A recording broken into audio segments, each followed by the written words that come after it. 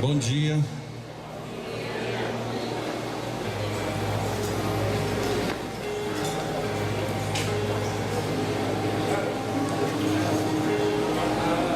Hoje é dia 30 de março de 2016. Vamos dar início à nossa reunião. E hoje a leitura que eu abri numa história que é meio que um xiste, uma brincadeira. Um oficial do DEA, que é o Departamento de Administração de Drogas dos Estados Unidos, vai a uma fazenda no Texas e diz ao dono, um velho fazendeiro: preciso inspecionar sua fazenda por plantação ilegal de maconha. O fazendeiro diz: ok, mas não vá naquele campo ali, e aponta para uma certa área. O oficial enfurecido diz indignado: o senhor sabe que tem o poder do governo federal comigo? E tira do bolso um crachá mostrando ao fazendeiro: este crachá me dá a autoridade de ir aonde quero e entrar em qualquer propriedade.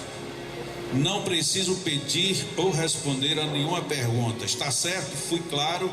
Fiz-me entender? O fazendeiro, todo educado, pede desculpas e volta para o que estava fazendo. Poucos minutos depois, o fazendeiro ouve uma gritaria e vê o oficial do governo federal correndo para salvar sua própria vida, perseguido pelo Santa Gertrudes, o maior touro da fazenda. A cada passo, o touro vai chegando mais perto do oficial, que parece que será chifrado antes de conseguir alcançar um lugar seguro. O oficial está apavorado. O fazendeiro larga suas ferramentas, corre para a cerca e grita com todas as suas forças de seus pulmões: seu crachá! Mostra o seu crachá para ele. No mundo corporativo, vemos muitas pessoas iguais a esse personagem, achando que é um cartão de identidade e tem todo o poder do mundo. Pense nisso e cuidado com o crachá. Que reflexões nós podemos tirar dessa história para nós? Simples. Quantas vezes nós pensamos que temos um crachá que nos dá autoridade para fazermos o que queremos? Quantas vezes a gente diz para as pessoas: você sabe com quem está falando? Se alguém me pergunta: você sabe com quem está falando? Na maioria das vezes eu vou dizer não. E a pessoa vai ter que se apresentar. Já aconteceu o caso de alguém fazer essa pergunta: sabe com quem está falando? Ele disse: não. E o senhor? Ele disse: eu também não. Então, muito prazer e até logo. O que é que nós queremos da vida quando nós achamos que estamos acima de tudo e de todos? Será que estar acima de tudo e de todos nos coloca acima de tudo e de todos? Tem uma reflexão que eu escrevi num dos meus livros, que ela aconteceu de fato. Um dia eu estava fazendo uma viagem internacional e eu estava sentado nas primeiras poltronas, logo depois da primeira classe. E um moço entrou e ele chamou a mulher e o filho para sentar-se na primeira classe. E quando ele sentou, o atendente de bordo chegou para ele e disse: o senhor está nessa cadeira? Ele disse: estou. Não está vendo que eu estou sentado? Ele disse: mas eu poderia ver o seu bilhete e o seu assento? Ele disse: o meu assento é lá atrás, mas vocês me separaram da minha família e eu não aceito. E como não tem mais nenhum lugar junto lá atrás, eu vou ficar aqui. E o moço chegou e disse: não, então eu vou lá atrás, vou providenciar um lugar para a sua família ficar junto. Ele disse: agora eu não quero mais, agora eu vou aqui. Lógico, a primeira classe, para quem já teve a oportunidade de viajar ou de conhecer, ela tem um tratamento totalmente diferenciado em absolutamente tudo. As poltronas são mais largas, reclinam. Você tem, hoje em dia, apesar de que isso é um pouco comum, mas você tinha, era a única aeronave que tinha serviço de televisão particular com sistema de som integrado de primeiríssima qualidade. E essa passagem, por isso mesmo, costumava ser ali em torno do dobro de uma passagem convencional. E era visível que o senhor estava querendo levar proveito naquilo. E o moço foi lá atrás, ajeitou suas cadeiras e foi buscar a família para ir sentar lá atrás. Ele disse: eu já falei para você que eu não vou, eu vou ficar aqui. E o rapaz então vai na cabine de comando e chama o comandante para que o comandante resolva. E o comandante vem de lá para cá, e também, para quem sabe, um comandante de avião, ele tem uma autoridade muito grande. E ele veio de lá para cá. Quando ele chegou e falou: bom dia, senhor, bom dia, senhora, bom dia, crianças, o homem chegou e disse: nem venha, porque eu não vou sair daqui. Ele disse: não, de forma alguma, eu vim convidá-lo para viajar conosco aqui na primeira classe. Mas eu já estou aqui porque vocês são muito desorganizados. Então pedimos desculpas por nossa desorganização, e como uma forma de recompensá-lo, queremos que o senhor vá aqui conosco na primeira classe. Mas eu já estou aqui e quero fazer uma reclamação, e quero fazer uma reclamação por escrito. Disse: pois não, o senhor deseja mais alguma coisa? Que eu vou pedir para o moço trazer um bloco para você fazer sua reclamação, é muito justa.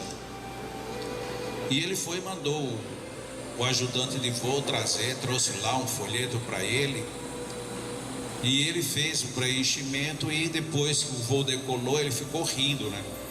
Porque tinha levado vantagem. Na verdade, aquele comandante mostrou que ele era um homem devidamente preparado para fazer aquele voo. Porque a coisa difícil na vida é a gente ter autoridade para mandar o outro se recolher, e ao contrário disso, você toma uma atitude sensata e equilibrada. E em vez de complicar a vida de todo mundo, ele poderia muito bem chamar a polícia e trazer o rapaz de volta para o solo. Ele usou toda a sua força para usar do bom senso. E no bom senso, ele proporcionou àquele homem totalmente indelicado aquilo que ele tinha acabado de conseguir. Mas na história verdadeira, houve uma pessoa que lucrou ainda mais com isso. Porque antes do avião decolar, é dito o nome do comandante do voo. E eu nunca mais esqueci o nome dele, comandante Pedro. Na época, comandante de um avião da Transbrasil. E eu, depois que o avião decolou, peguei um cartão de visitas, e no verso agradeci a ele e o parabenizei pela atitude. E terminava dizendo para ele algo mais ou menos assim: eu já tinha segurança do voo, mas nas mãos de um homem equilibrado, esse voo é muito mais seguro. Daí a alguns minutos o comandante manda me chamar. Eu digo: não precisa não, eu só queria dar o recado. E aí eu não fui. Não foi porque ele estava em pleno voo, não tinha para que eu ir na cabine. E então ele saiu da cabine e veio até onde eu estava. Eu disse: o senhor, por favor, o senhor é meu convidado para ir na primeira classe. E o senhor é convidado exatamente porque o senhor não fez nenhum problema. Só que meu voo ia fazer escala, e na hora que o voo fez escala, trocou o comando. Na hora que fez escala, eu sabia que ia trocar o comando, eu já voltei para o meu lugar de origem. Quando o novo comandante entrou, ele mandou me chamar no meu assento. Ele disse: o senhor é nosso convidado e o senhor vai continuar onde o senhor estava até agora, que o comandante Pedro lhe colocou. Para mim foi uma história extremamente singular, porque eu nunca tinha participado de nada parecido. E se eu tivesse lido isso, eu diria apenas que era uma história que alguém teria escrito ou idealizado. Eu pude vivê-la. E como é interessante a gente perceber quando alguém tem a retidão de comportamento, principalmente quando ele teria, em princípio, tudo para tomar uma atitude segura, quiçá violenta. E o que adianta esse tipo de exemplo se a gente não observar e não tomar como referência para nós mesmos? E o que adianta a gente pensar que tem um crachá, e por conta do crachá a gente pode controlar qualquer pessoa, mas não nos controlamos a nós mesmos? E nós poderíamos ir um pouco mais adiante. De que adianta eu me dizer cristão, acreditar em Jesus, ser espírita? Que me adianta eu dizer-me religioso, me posicionar como uma pessoa de bom critério, mas no primeiro momento de convite à reflexão, eu já queria dizer simplesmente isso e fugir da minha responsabilidade pessoal. É muito relevante que nós tenhamos moral, não porque uma religião nos obriga, não porque os nossos pais nos ensinaram, e não apenas porque a sociedade de alguma forma, em algum momento, vai reconhecer. Nós precisamos ter moral, porque a moral é o maior e o melhor crachá que nós podemos ter. Já lembrei desta cena aqui uma vez, pelo menos uma vez, mas já faz bastante tempo, quando eu assisti pela primeira vez o filme Ben-Hur. E num dado momento, o próprio personagem Ben-Hur, ele estaria no meio de escravos, e eles estavam num lamaçal enorme e sofrendo a duras penas, faltando água, inclusive comida. E num dado momento, um homem cai, já de certa idade, ele não suporta o peso do dia do trabalho, e vem um soldado para açoitá-lo. Quando o soldado açoita a primeira vez, ele pede água, e a resposta do soldado é mais chicotada. De repente aparece um vulto por trás e vem com uma cuia de água e se interpõe entre o soldado e o homem idoso. Ele deita nos lábios aquela água e o homem grita: saia, não dê água para ele. E a forma como o diretor colocou isto no filme foi preciosa. Ele não mostra o rosto de Jesus, filma por trás dele, ele levantando o rosto e olhando na direção do soldado e não dá nenhuma palavra. E o soldado já estava armado para dar mais uma chicotada. Ele sente aquele olhar, baixa o chicote e sai. Ele não ousou enfrentar o olhar de um homem justo, o olhar de uma pessoa de moral. É o melhor crachá que nós podemos ter na vida, força moral. Porque ainda que em algum momento alguém nos bata, nos pise, nos condene, a gente vai da mesma maneira de cabeça erguida. E ela não é erguida para afrontar ninguém, ela é erguida para não perder o caminho, não perder o norte, não sair do seu próprio autocontrole. A história, apesar de que, como eu disse, era um xiste, ela é revestida de grandes reflexões para a nossa postura. Afinal, nem todos nós temos um crachá físico, mas todos nós deveríamos ter um crachá moral de melhor qualidade. Lamentavelmente, sem entrar no campo da política, mas resvalando em cima dele, nós vivemos, pelo menos eu sei desde criança, que nós vivemos num país onde os homens que cuidam de política só cuidam mais em primeiro plano dos próprios interesses, com isso favorecendo ao falecimento integral da moral. Existem exceções sim, mas são muito raras. São tão raras que elas não chegam a compor sequer um grupo e, portanto, jamais formarão um partido. E nós vivemos nessa onda de que desde que na Copa de 70, o futebolista Gerson, participando de uma campanha publicitária, disse a teoria do jeitinho. Desde então isso entrou, parece que no nosso sangue de uma forma terrível. Nós somos as pessoas do jeitinho. Nós não somos as pessoas do comportamento sério. Nós somos as pessoas que burlamos de todas as maneiras que sejam possíveis. Alguns burlam, pouco importando que alguém saiba. Outros burlam, desde que seja de uma forma reservada. Mas isso ficou tão rotineiro na nossa vida, que quando a gente vê alguém sendo honesto, nós olhamos com desprezo. Está querendo corrigir o mundo? Não, não quero corrigir o mundo, eu quero corrigir-me a mim mesmo.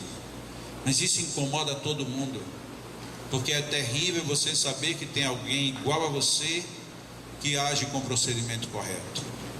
Isto é desastroso. Porque é que às vezes uma pessoa que já bebeu Quando sai à rua, não falta quem lhe ofereça bebida, por mais que ele diga que não bebe. Mas ninguém lhe oferece um prato de comida. Por que a gente faz isso? Não é necessariamente por maldade, é para que a gente não seja convidado a refletir na possibilidade que temos de mudar. Nós não aceitamos o crachá de moral de ninguém, nem temos um crachá de moral em nós mesmos. E é tão simples. Não basta que a gente vá muito longe, pelo menos aqui no modelo brasileiro atual. Se a gente for a qualquer casa, na grande maioria das casas das pessoas, nós, quando olharmos os pertences internos da casa, nós teremos uma decepção horrível. Todo mundo tem muita coisa pirateada lá dentro.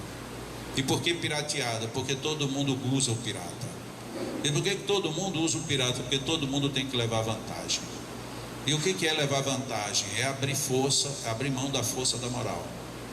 Então a gente faz porque todo mundo faz. A gente faz porque é natural. Não é natural é a gente ser honesto. Ser honesto é algo difícil hoje em dia. E quando a gente fala ser honesto, imediatamente a gente se arremete aos políticos. Por isso que eu disse que não ia falar necessariamente de política. Mas é fácil a gente se arremeter a eles. Porque nós dizemos, se eu fosse ele, eu não faria isso. Mas isso é muito duvidoso que talvez a gente fizesse. Talvez a gente fizesse porque quando chegasse lá, todos faziam. E se todos faziam, não tinha por que eu não fazer também. Então o nosso modelo está falho, porque o nosso crachá é ruim.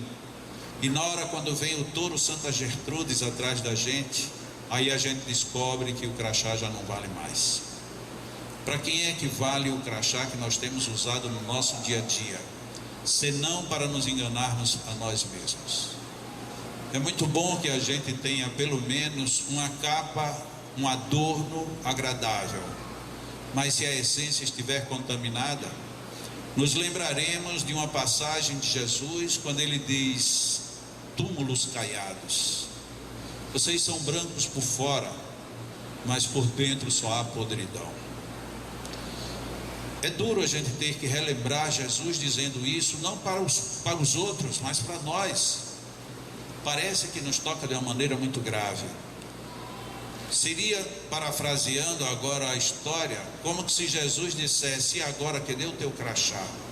Para que serve o teu crachá? Nós estamos na terra para progredir.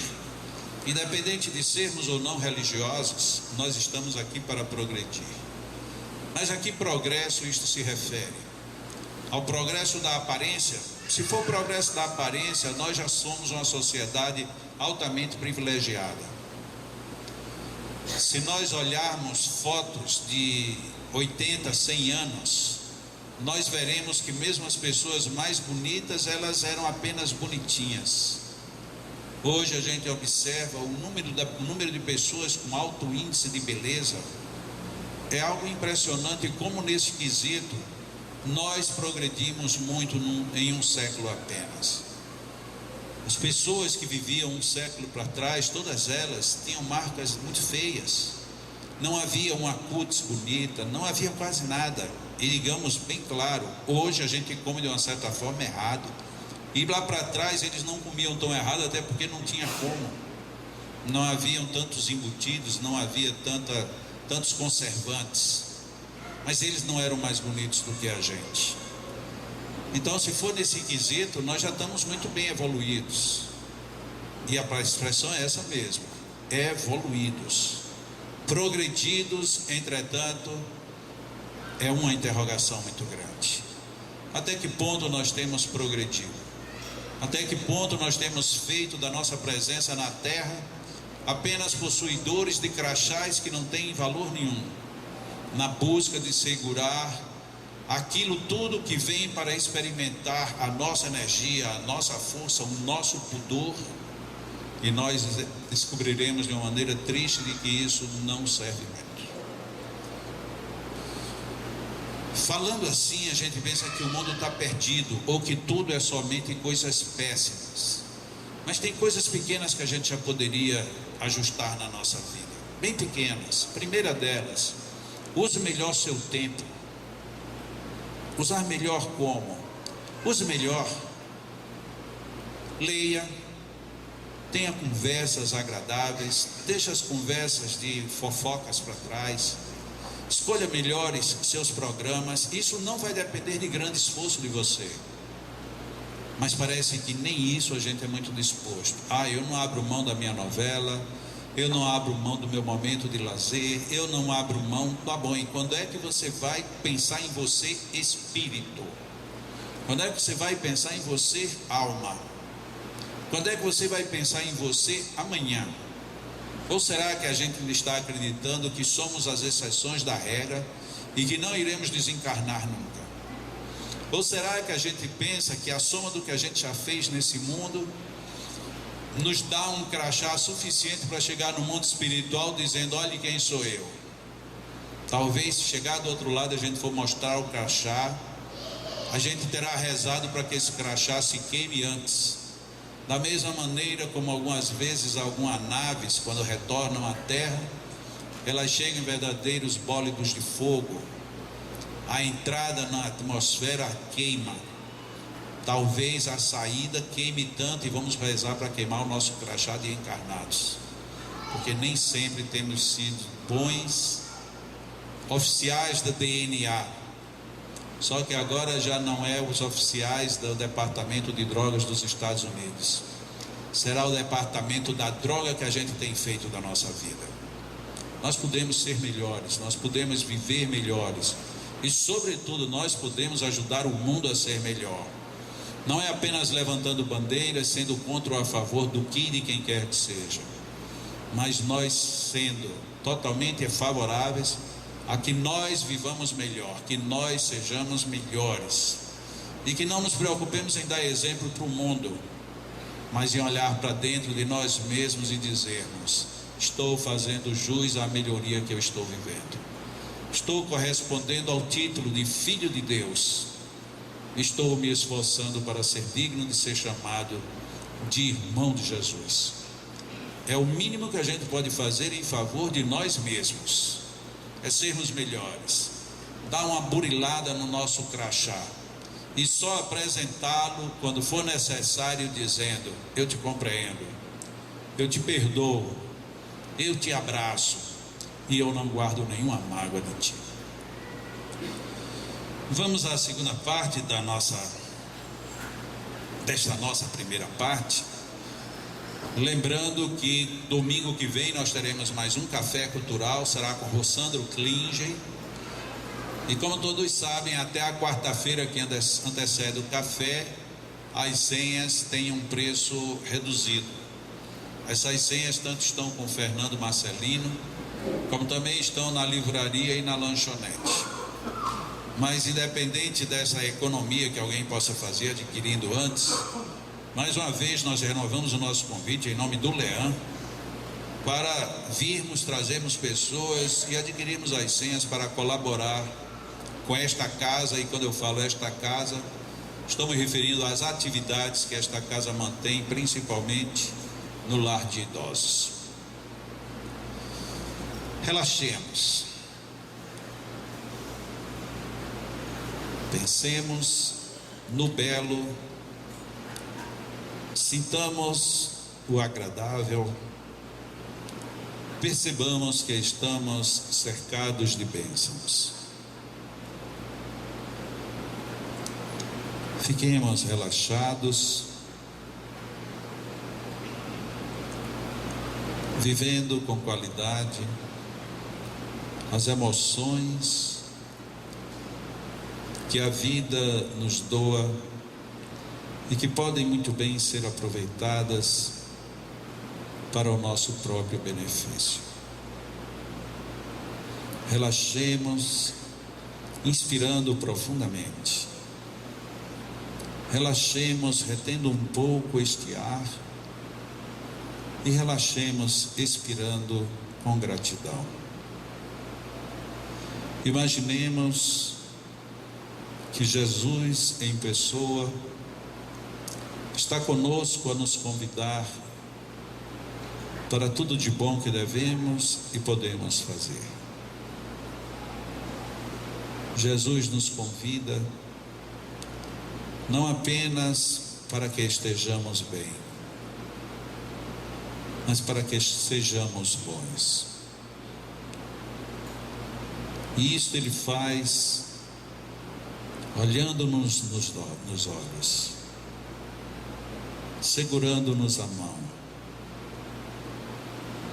abrindo-se para receber o nosso abraço. É tão bom sentir o abraço de alguém querido. É tão bom nos abraçarmos com amigos. Quão bom será darmos um abraço em Jesus. Imaginemos que Ele está na nossa frente buscando este abraço. É possível, sim. Tanto é possível imaginarmos como é possível Ele estar conosco.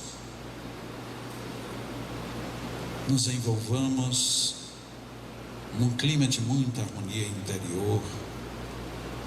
E mesmo que alguma coisa nos aflija, pensemos: Senhor, ajuda-me, socorre-me, fortalece-me, Senhor. Peçamos a Ele saúde, vigor, energia. Mas nos tomemos de coragem, de disposição e de perseverança para seguirmos em harmonia rumo ao progresso de cada um de nós. Nossa estrada fica mais iluminada, nossos caminhos perdem as dificuldades naturais. Cruzamos com seres de luz e nos encontramos em ambientes nobres que nos acolhem como somos, mas nos fortalecem para que sejamos melhores. Sintamos as energias oriundas de Jesus nos envolvendo. Jesus conosco, Jesus nos fortalecendo, nós com Ele, buscando esta fortaleza para estarmos melhor.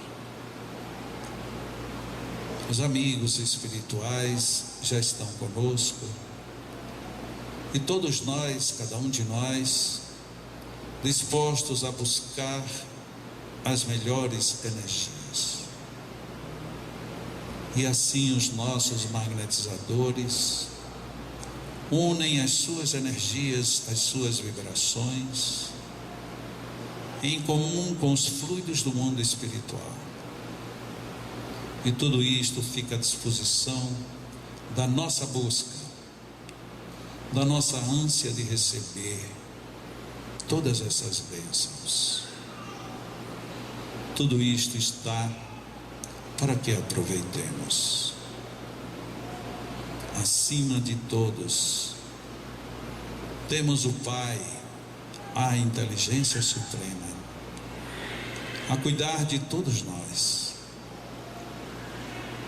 E acima de nós tem também um verdadeiro congresso de espíritos iluminados, a deitar leis de amor, a nos envolver em potências da alma, em potências da vida. Captemos, deixemos-nos envolver por estas energias, busquemos absorvê-las, tenhamos aberta a nossa mente e o nosso coração. Sintamos, percebamos o quanto estamos envolvidos. Respiremos essas energias, captemos tudo isto, não percamos esta oportunidade. Se alguma dor te machuca, deixe que estes fluidos ocupem o seu lugar. Se alguma preocupação te perturba, fortaleça-se com estas energias para que o problema se transforme em solução.